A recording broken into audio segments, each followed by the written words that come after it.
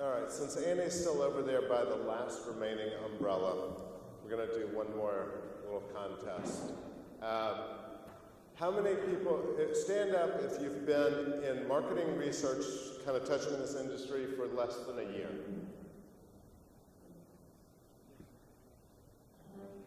Less than a year? Less than 2 years. Wow, these are all senior people. We'll give it away to a different group. Our final speaker of this track is Joe Sauer with Sinian Decision Sciences. He's the SVP of Research Operations, and the point of this is really around the balance between emotion and reason, and I'm very excited to hear the perspective and the talk. So welcome, Joe.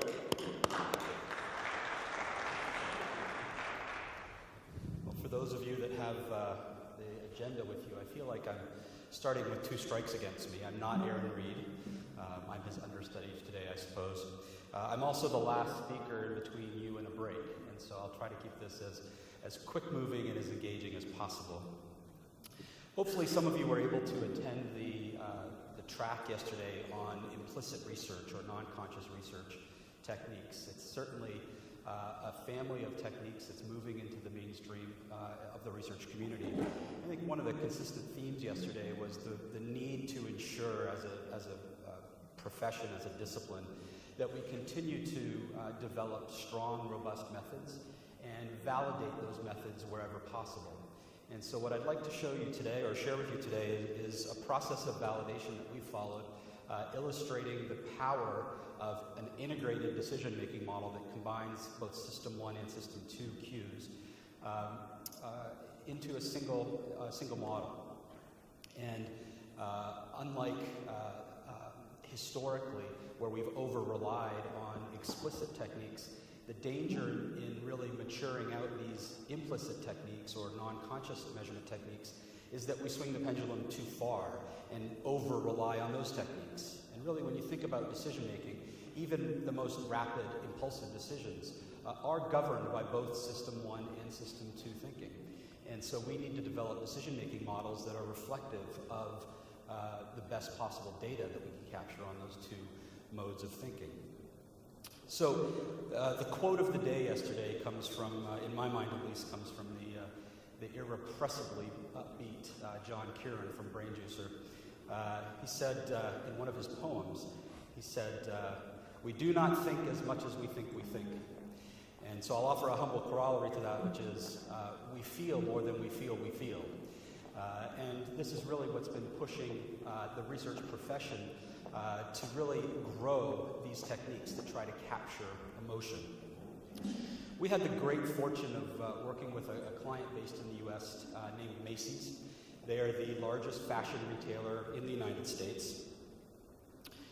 They had a house brand, about $600 million brand, that had been declining in sales for about 3 years, and they really weren't sure what to do with it. They knew that they needed to commit to a full redesign of the brand.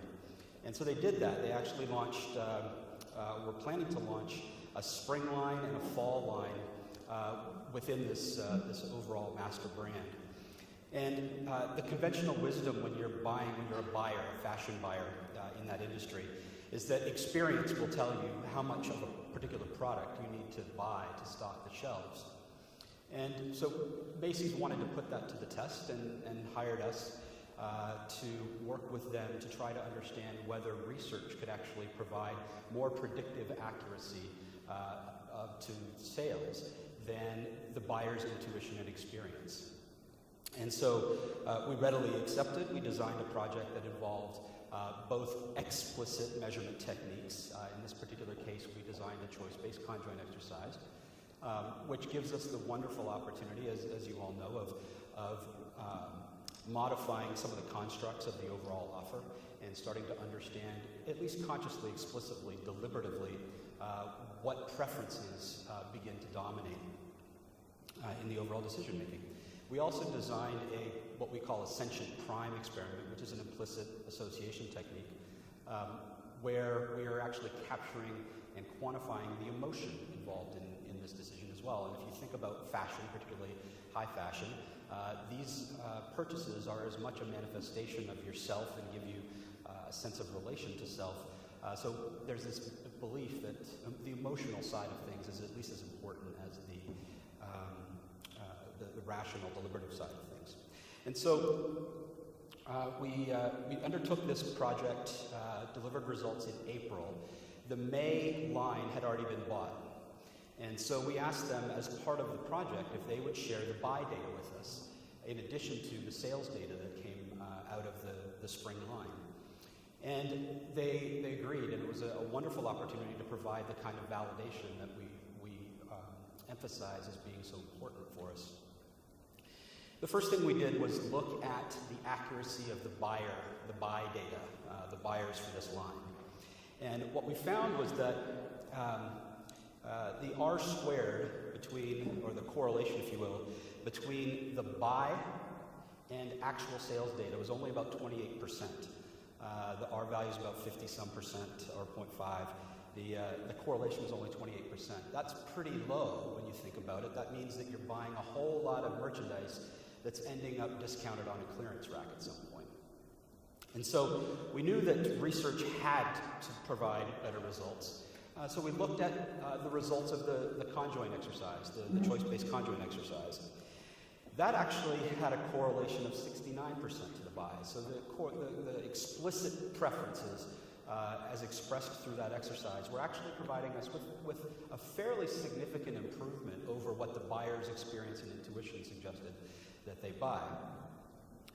And so we could stop there. We've improved, we've invested in research, and we've delivered a considerable improvement to the predictive accuracy.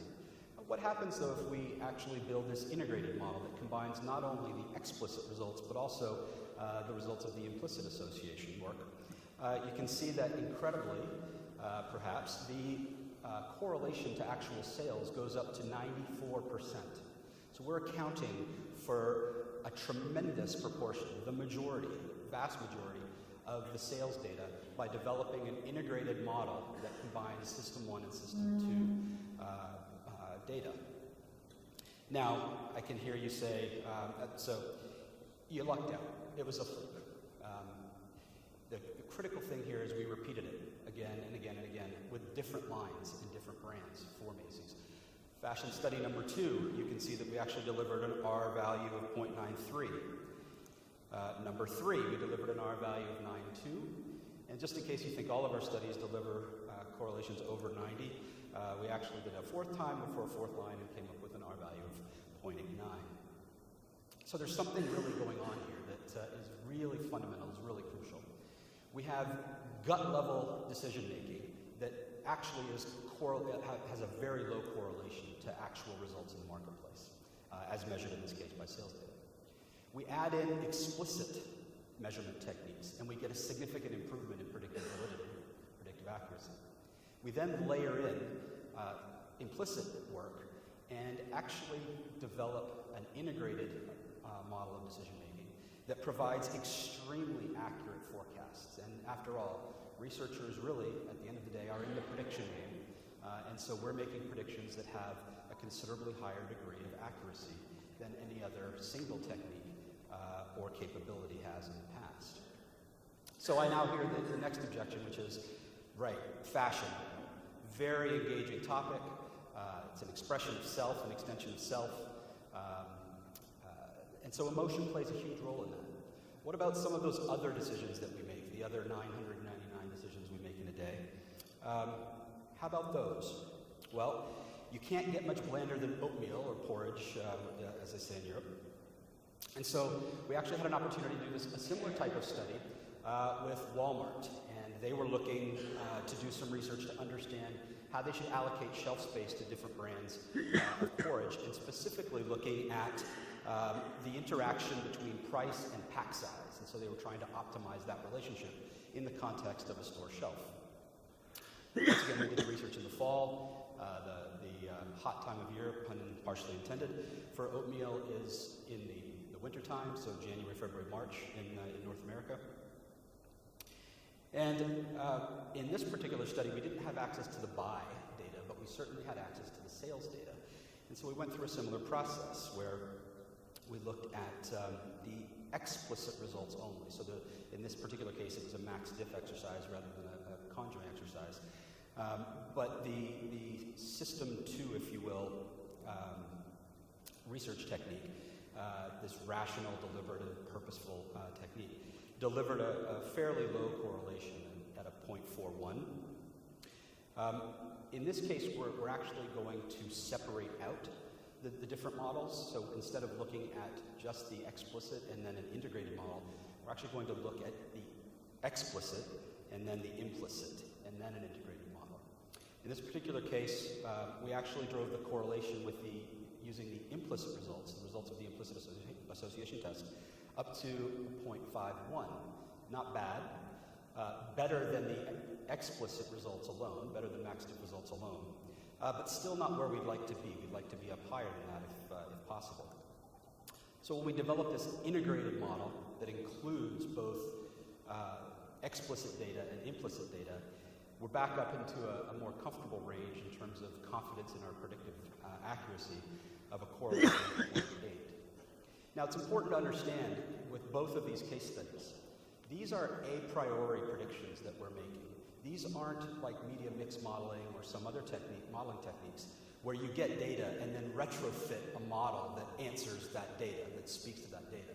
These are predictions that we're doing, taking research data before something happens, and then measuring the predictive accuracy of those estimates, those forecasts that we make. And so because this is a priori, it's actually quite rare to see correlations in this 0.8 to 0.9 range. Typically only get correlations that high when you're doing post hoc modeling rather than a priori modeling. And so there's something that we've captured here in developing a model of decision making that integrates implicit and explicit results, rational and emotional data together. We also wanted to understand within the family of research techniques what additional value are we getting from different techniques that we use. And so one of the techniques that we tested was emotional slider scales. So rather than the traditionally worded question around stated intention or stated attitudes, we actually provided slider scales. And we wanted to correlate that, to see how closely correlated that was to derived preference. And derived meaning that we're getting that from the conjoint exercises. And you can see that there's a very high degree of correlation between these two. Now normally we want a high degree of correlation. In this case we don't. We want a low degree of correlation because if we have a high degree of correlation, it means these two techniques are capturing the same phenomenon essentially. So if you think about a correlation of 0.89, the conscious preference derived from the conjoint exercise and the emotional rating scales derived from these sliders, explicit sliders, are actually only about 11% unique. They're overlapping to such a great degree. We also heard yesterday about fast explicit, which is very similar in nature to true implicit, but without the use of the visual priming before the sorting exercises. And so these fast explicit judgments can often be very useful. They generate wonderful data, but the question for us is, do they generate different data? Do they capture a different element of the decision-making phenomenon than the conjoint exercise? And in this case, you see a high correlation of 0.85. And so you see that these two techniques are actually only about 15% unique. And so, again, we could use one or the other, and we're actually capturing, largely speaking, the same part of the decision-making process. Now we come to the punchline, I suppose, which is when we try to correlate our sentient prime implicit emotional associations through the priming technique that we use with the explicit or reason-based decision-making. You see that there's a very low correlation. There's only about a 0.34 there. That means that we are truly capturing something very different. We're capturing meaningful variance using these two techniques. And so you can see that in this case, we're actually capturing something that's about 66% unique. So yes, as we know from the theory and from the practice, System 2 judgments affect or set up System 1 decisions and vice versa. There's definitely an overlap between the two, but the overlap is not so consequential that we can ignore one or the other and assume that system 1 thinking and judgments are reflected in system 2 decisions, and vice versa.